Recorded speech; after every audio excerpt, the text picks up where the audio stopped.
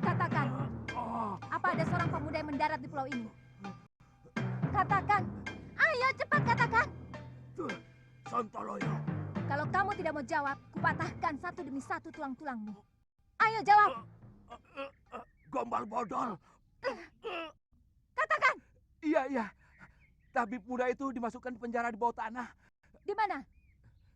Di balik bukit itu, Neng. Ada sebuah rumah. Pulau ini tidak terlampau besar untuk aku mencarimu atau membunuhmu. Kalau ternyata omonganmu itu bohong. Benar, Neng. Saya tidak bohong. Saya tidak bohong.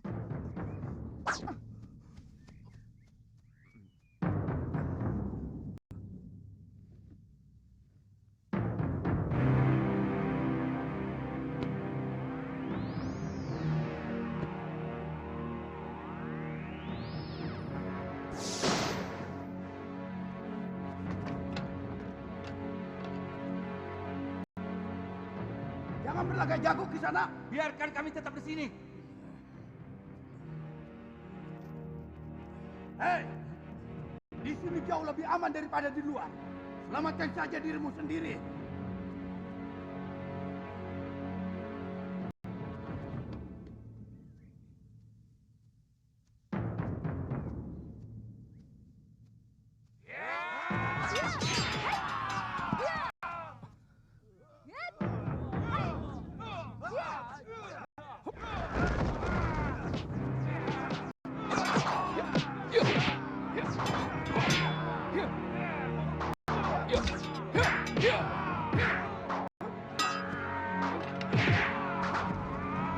Kurang ajar.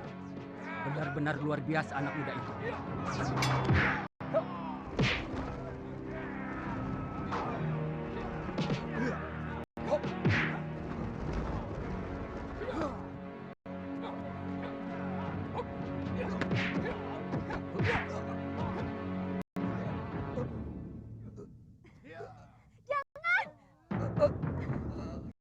Jangan bunuh kakek saya.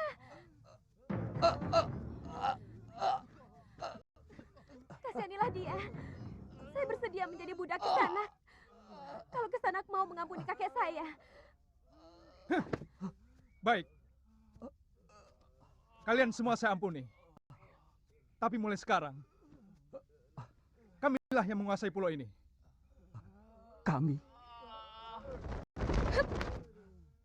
Kami dari perguruan Sugalu. Aku Putri Empu Mahsyura. Dan dia adalah murid utamanya. Satu yang ingin kutanyakan pada kalian. Aku mencari ibuku. Yang telah dibuang dengan hukum yang semena-mena. Oleh Bresdayu. Saya memang pernah mendengar bahwa Adi Aksa Sedayu mengirimkan 3 orang hukuman. Tapi sampai sekarang belum pernah tiba di pulau. Mungkin kapalnya terserang badai. Karena bulan-bulan ini memang musim barat. Perintahkan seluruh rakyat Tuan untuk mencari orang yang terdampar di pulau ini. Baik, Dewi. Sisir seluruh pantai. Bebaskan semua orang yang dipenjara bawah tanah. Maaf Kisanak. Mereka manusia-manusia bejat. Sangat bejat. Mereka pasti akan membuat onar kalau dibebaskan. Itu tanggung jawab saya.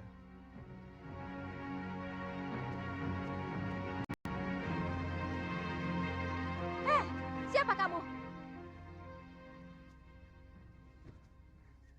Dia cucuku Dewi. Saya tidak tanya kamu. Nama saya Kalyana Tantri, cucu kakek Kalapati. Dia yang telah menyelamatkan saya dari keroyokan ular dan kalajengking di penjara bawah tanah. Jangan coba-coba menggoda kekasihku. Aku bisa melakukan kekejaman yang lebih dari kakekmu.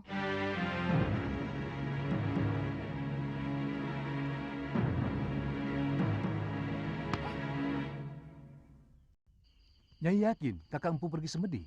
Sejak kemarin, Kidarpa. Biasanya 3 hari baru pulang. Ini upahmu. Terima kasih, Nyai.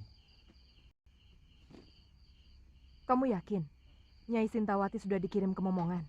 Sudah, Nyai. Tapi kapalnya tenggelam terkena badai. Jurumudinya selamat bisa mencapai ujung genting dan melaporkan kepada saya. Jangan-jangan... Jangan khawatir, Nyai. Tidak mungkin orang bisa menyelamatkan diri dari kapal tenggelam. Jurumudi itu bisa selamat karena kebetulan mengapung di atas kepingan papan kapal. Ya sudah. Baik.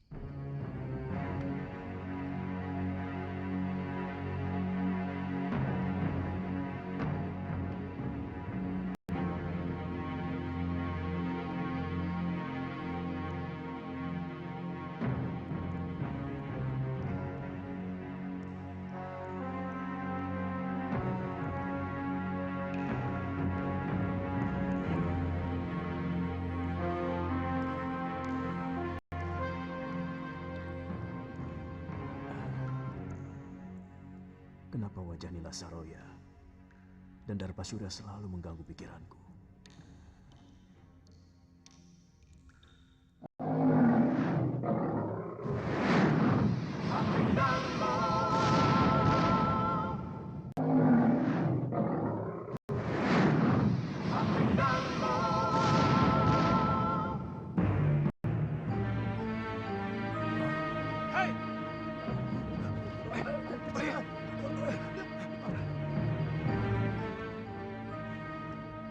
Ada apa?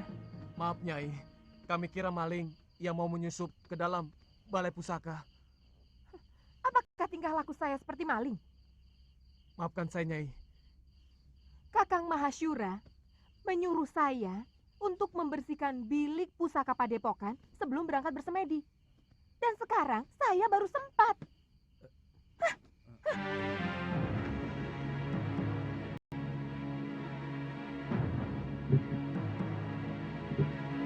Saya heran, kenapa guru lebih mencintai Nyai Nila? Orangnya angkuh dan agak culas. Jaga mulutmu, Radi. Kalau sampai terdengar Gusti Empu, kamu bisa diusir dari Sugalu. Bukan begitu. Ini antara kita saja. Terus terang, saya lebih hormat sama Nyai Dewi Sintawati. Dia sangat bijak dan selalu memperlakukan kita seperti sanak kadangnya sendiri. Terus terang, saya sendiri agak ragu bahwa Nyai Dewi tega berbuat serong dengan keramnya. Sangat mungkin Ki Darpasura ikut bermain untuk menyingkirkan Nyai Dewi. Sebab bukan rahasia lagi antara Nyai Dewi dan Ki Darpasura saling membenci. Karena adik Gusti Empu merasa tersingkirkan oleh pengaruh Nyai Dewi selama ini. Dan si Gramya itu kan murid yang paling jujur. Mana mungkin dia tega mengkhianati guru? Pendapat Radi dan Adi Bendo memang ada benarnya. Saya pernah memergoki Ki Darpasura dan Nyai Saroya terlibat pembicaraan yang kelihatannya sangat penting. Sebelum Nyai Dewi dituduh melakukan perbuatan aib. Bukan tidak mungkin mereka bersekongkol untuk menyingkirkan Nyai Dewi. Karena kedua belah pihak sama-sama diuntungkan.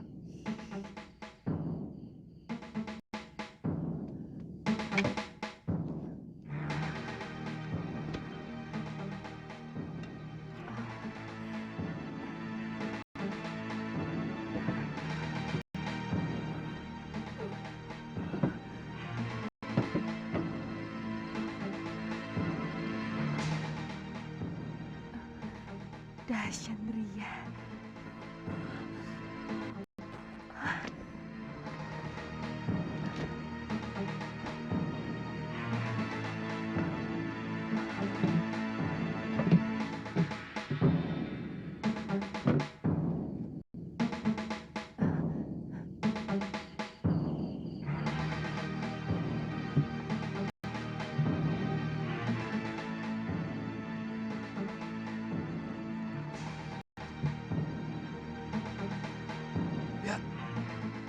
Apa yang dibawanya?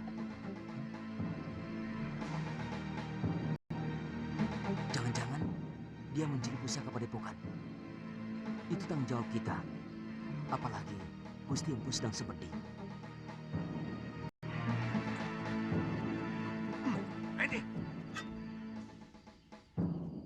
Ada apa lagi? Maaf Nyai, rumah pusaka ini tanggung jawab kami. Apa yang Nyai bawa? Bukan urusan kalian. Kami bisa digantung kalau ada selembar benang pun yang hilang dari bilik pusaka itu. Maaf, berikan kepada kami buntelan itu, Nyai.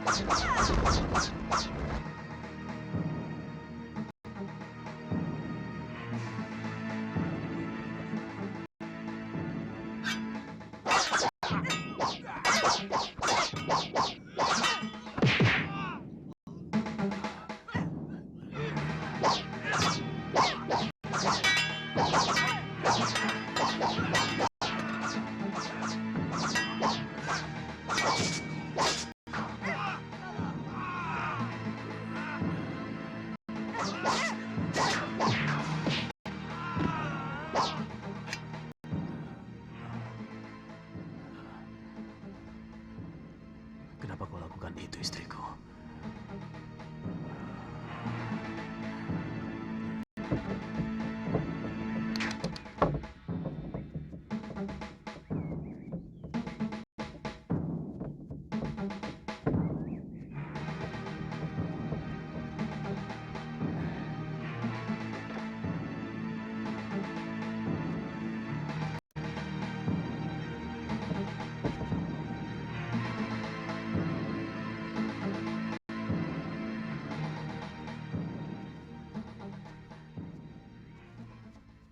Maaf, agak terlambat. Saya harus menangani orang-orang yang Nyai bantai semalam. Terpaksa saya lakukan, Ki. Mereka mau menghalangi saya. Kita berangkat sekarang? Rencana Nyai sudah benar-benar mantap. Kamu pikir saya benar-benar mencintai orang tua macam Mahasyura, meskipun dia sangat sakti? Selama ini, saya terpaksa berpura-pura mencintai dia, karena saya butuh ilmunya. Tapi Kakang Mahasyura selalu melarang saya berlatih ilmunya, dengan alasan perut saya. Bagaimana nanti dengan anak Kakang Mahasyura yang sedang Nyai kandung? Ini anakku. Aku sangat yakin anak yang aku kandung ini bukan anak Kakang Mahasyura. Karena ketika dia mengawiniku, aku sudah 2 sasi terlambat bulan. Aku akan kembali ke padepokan dekat Gunung Parang. Mari Nyai. Aku akan menghimpun kekuatan dari perguruan Halimun Petak. Untuk itu, saya mengajak Ki Darpasyura bersama-sama menegakkan kekuatan perguruanku yang sudah hancur oleh Sudamani. Ada dendam perguruan yang masih belum tuntas. Kalau tidak salah, perguruan Halimun Petak adalah Empu Ranggasuli. Dia ayah saya. Oh. Saya yakin Nyai sudah tahu perseteruan antara ayah Nyai dengan Kakang Mahasyura. Itu kenapa saya harus minggat dari Sugalu. Siapa nanti yang akan menjadi guru di sana? Kamu sendiri, Ki. Nanti kalau anak ini sudah lahir, aku yang akan menggantikannya.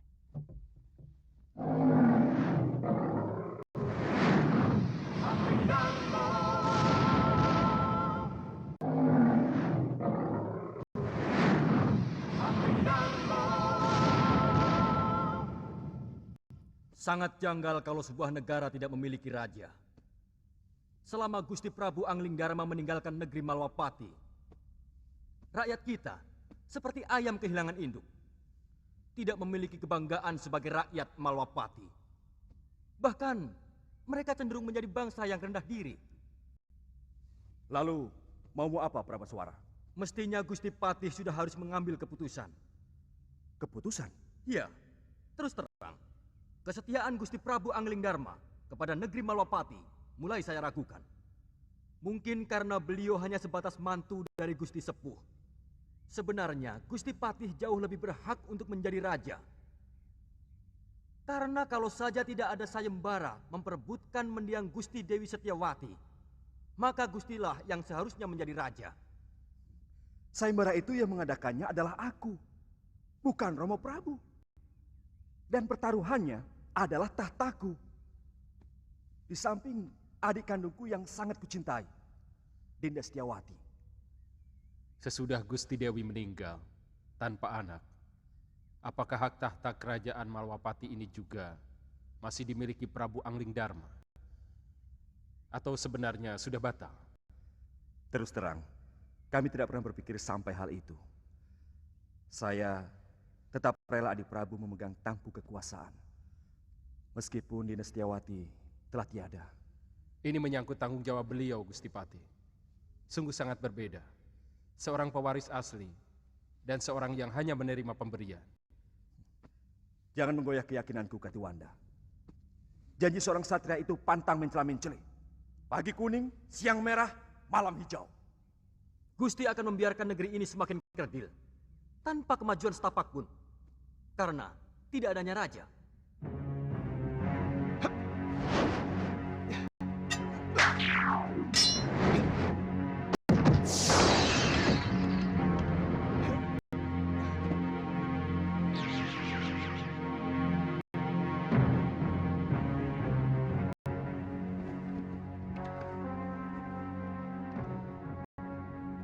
Tidak, tidak benar semua ini.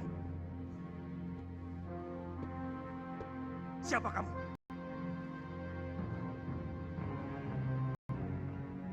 Apa aku sudah banyak berubah, Kakang Madrin? Adik Prabu seorang yang sangat santun. Sedangkan caramu datang sembunyi-sembunyi seperti maling. Maafkan aku, Kakang Madrin. Sebenarnya aku ingin membuat sebuah kejutan kepada kalian. Tapi mendengar pembicaraan kalian barusan, membuat aku kurang bernafsu. Maaf, aku masih menyaksikan kebenaranmu sebagai Prabu Anglingdarma. Apakah kamu sanggup meyakinkan aku bahwa kamu adalah rajaku? Kamu menantangku, Kakang Madrin? Aku wajib meyakini kebenaran dari raja negeriku.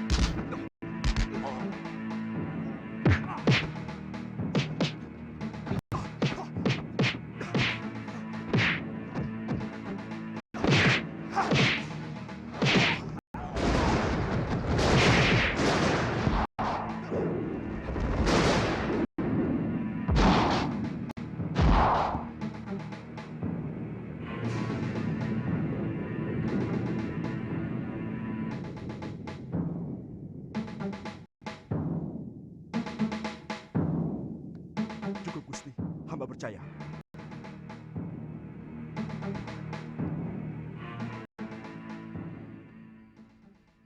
Pengembaranku ternyata tidak sia-sia, Kakang Madrin. Aku bisa melihat langsung apa yang terjadi di kalangan rakyatku. Berbagai macam bentuk kehidupan yang selama ini belum pernah saya lihat dari tembok ke daton. Sudah merupakan kebiasaan. Seorang Prabu biasanya cukup melihat kehidupan rakyatnya lewat laporan para tumenggung dan adipati. Adipati menerima laporan dari para kubu dan bekel. Bekal menerima laporan dari Jagabaya dan para kepala kampung. Itulah kenapa banyak raja yang menjadi membambung. Maksud Adi Prabu? Banyak rakyat yang menderita, tapi raja tidak mampu melihatnya. Tidak sedikit rakyat yang menjerit karena penderitaan mereka. Tapi kuping raja sama sekali tidak bisa mendengar. Karena semua laporan kehidupan yang masuk ke dalam kedaton sudah disaring dan diberi bedak. Supaya kelihatan indah, adem ayem, toto tentrem, kerto raharjo. Tidak baik seorang raja harus memikirkan hal-hal sepele seperti itu. Semua itu cukup ditangani oleh para rakyat dan tumenggung. Sebab ada yang jauh lebih penting dari urusan tetek bengek seperti itu. Adalah bagaimana supaya bisa menjaga wibawa. Pengembaranku selama ini membuka mata dan telingaku. Bahwa ternyata rakyat tidak pernah peduli. Apakah rajanya berwibawa atau tidak. Yang penting bagi mereka, apakah raja memperhatikan nasib mereka atau tidak.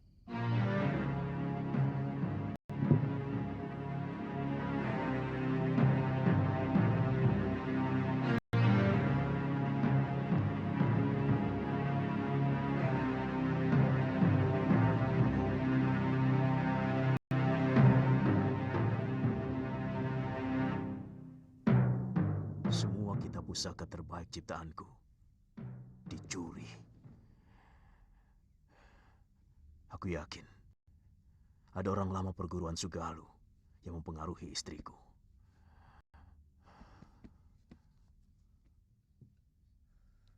Saya tidak tahu apakah ini hanya kebetulan terjadi.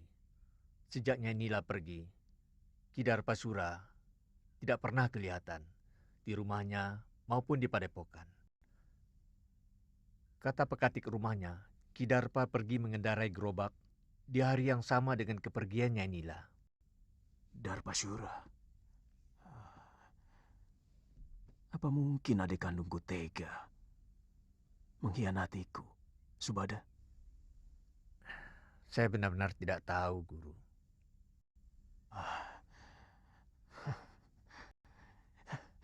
Siapapun boleh meninggalkan padepokan Sugalu ini.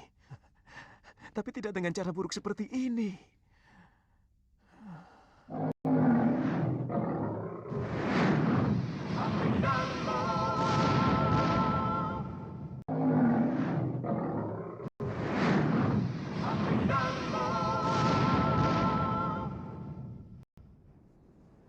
Semua orang sudah dikerahkan menyisir pantai. Bahkan, beberapa orang pun sudah sampai di Pulau Hantu. Ketemukan. Terus terang, saya bingung, Kakang. Kamu siap menghadapi Gusti Empu, juga para tumenggung Sedayu, kalau kembali ke Padepokan Sugalu? Maksudmu, kamu lebih suka tetap tinggal di pulau ini? Karena kamu naksir sama cucu Kalapati itu, kan? Lu, jangan keungkit itu lagi. Aku sudah katakan semuanya kepadamu. Tantri hanyalah teman biasa. Apakah aku harus bersikap kasar kepada orang yang pernah menolongku? Tidak perlu kasar, tapi perlu ada jarak. Selama ini, misalnya Kakang terlalu memberi kesempatan pada gadis centil itu. Kakang memang senang, kan? Galuh, jangan. Senang? Hah? Galuh, janganlah geli. Galuh, jangan geli. Kakang, tunggu. Kakang, jawab dulu pertanyaanku. Ayo, ngaku saja, benar kan? Kakang, ayo. Dinda Prabu, baru beberapa hari di sini.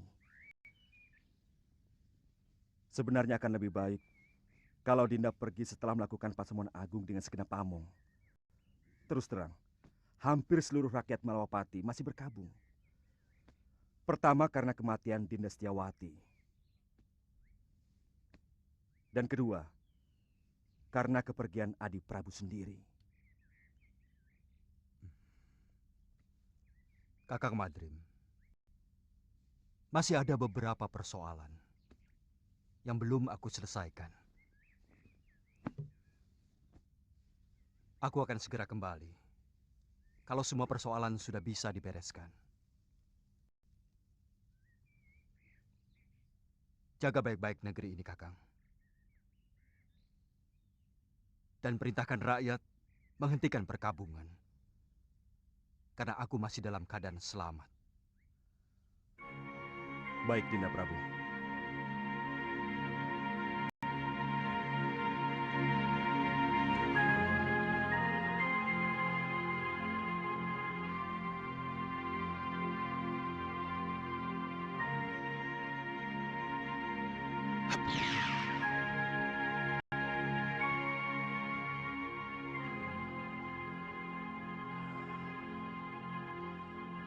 Aku ingin tahu apa yang sebenarnya Di Prabu lakukan.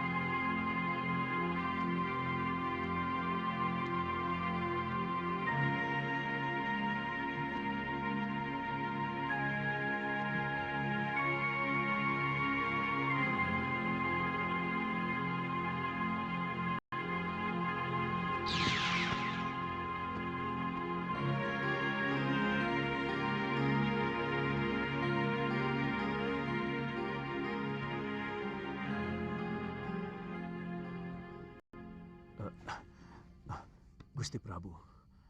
Guru menangis? Mana? Mana Nini Saroya?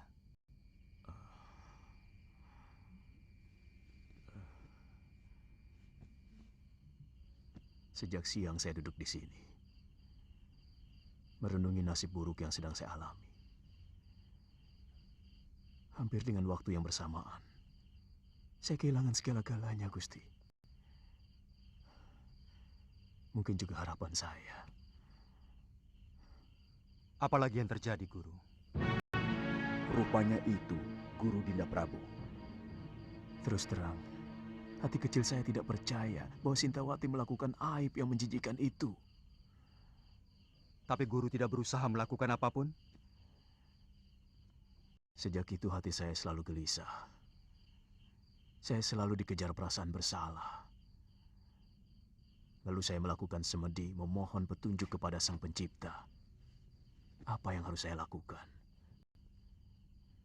Ternyata hal yang tidak pernah saya duga sama sekali memukul batin saya lebih berat lagi, Gusti.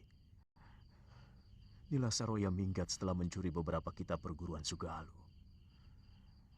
Darpasyura, adik kandung yang selama ini saya bimbing, telah berkhianat. Saya curiga, dia juga yang mengatur pelarian dan pencurian. Dia minggat bersama Nila. Saya ikut berbela-sungkawa, Guru. Soal kitab tidak terlalu mengganggu pikiran saya. Saya masih bisa menyusunnya kembali. Tapi bayi yang dalam kandungan Nila itu adalah darah daging saya, Gusti. Bayi itu bukan anak Guru. Bukan titisan Guru. Ketika Guru mengawini Nila Saroya, dia sudah 2 sasi tidak datang bulan. Dari mana Gusti Prabu tahu? Saya kebetulan melihat mereka berdua di tengah hutan. Dan mendengarkan pengakuan Nila Saroya. Bibit yang dia kandung adalah titisan Sudamani. Yang telah memperkosanya ketika semua saudara seperguruannya dikalahkan oleh pendekar Durjana itu. Dia? Nila Saroya, putri Mpu Ranggasuli. Dari perguruan Halimun Peta. Ranggasuli. Dia telah tewas di tanganku. Waktu terjadi perseteruan antara Padepokan Sugalu dengan Padepokan Halimun Peta. Tapi saya yakin, apa yang dilakukan Nila Saroya bukan karena dendam kepada Guru. Tapi dendam dia kepada Sudamani. Apa maksud Prabu supaya saya tidak menghukum Saroya maupun Darpasura? Paling tidak Nila Saroya, karena sebenarnya dia wanita yang perlu dikasihani. Guru masih bisa memperbaiki kesalahan dengan mencari kembali Galuh Parwati dan Nyai Sintawati. Saya yakin Darpasura telah membunuh Dinda Sintawati dengan cara menenggelamkannya di laut. Saya benar-benar jadi orang kalah, Gusti Prabu.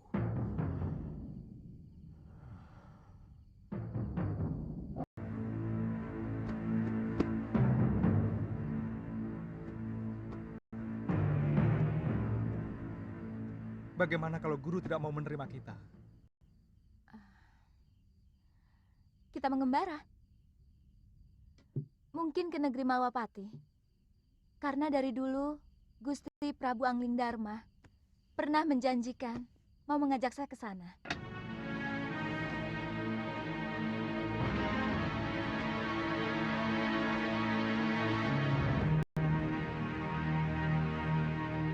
Saya sudah minta dibuatkan ketupat untuk bekal selama pelayaran kita.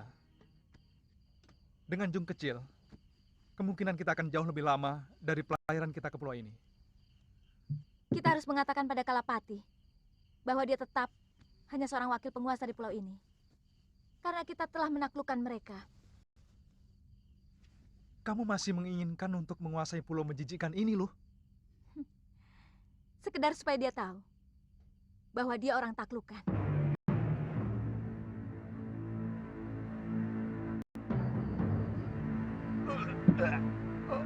Pokoknya kakek harus menahan Seliwa di sini. Buat apa? Kalau dia hengkang dari sini, aku malah senang. Dan pulau ini akan menjadi milikku lagi. Kek, saya mencintai Suliwa, Kek. Saya bisa mati kalau harus berpisah sama dia, Kek.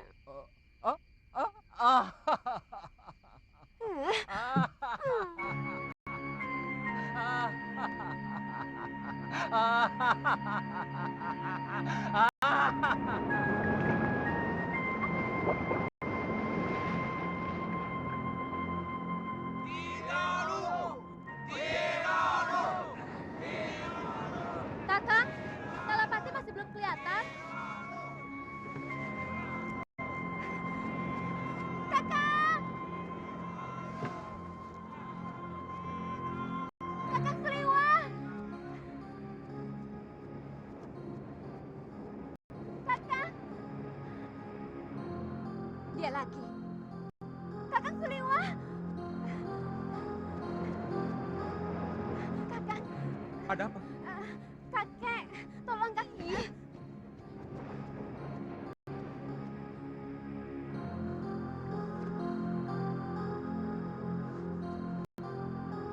Kenapa kakek? Dia tiba-tiba pingsan. Tolong kakang. Pingsan? Sebentar ya. Loh, Apa? Sana, tolong kakek si centil itu. jangan begitu. Bagaimanapun, saya tidak bisa melepaskan kewajiban saya sebagai seorang tabib. Saya kan tidak melarangmu. Lagi pula itu bukan urusanku. Sebaiknya kau ikut. Hih, Bagaimanapun, kita perlu bicara dengan Kalapati.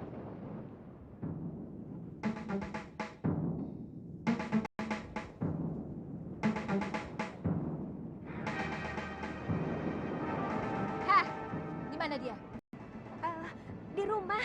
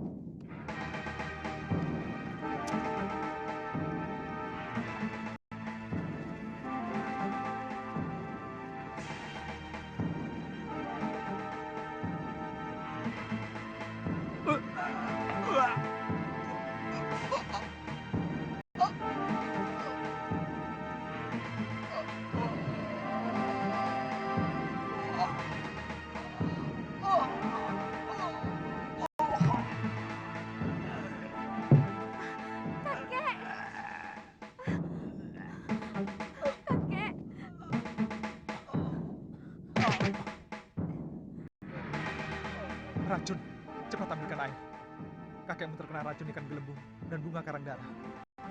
Baik.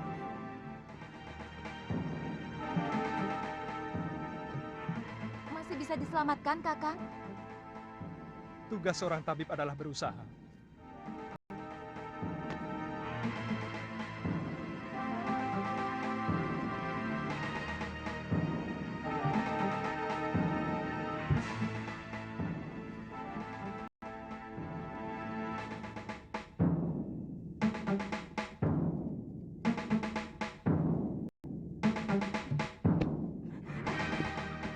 Heh, kenapa kamu tampak senang melihat kakekmu yang sekarang itu? Jangan-jangan kamu sendiri yang meracuninya. Kenapa Nini bicara begitu? Kalau saya mengharapkan kematian kakek, buat apa saya minta tolong sama Kakang Suliwa?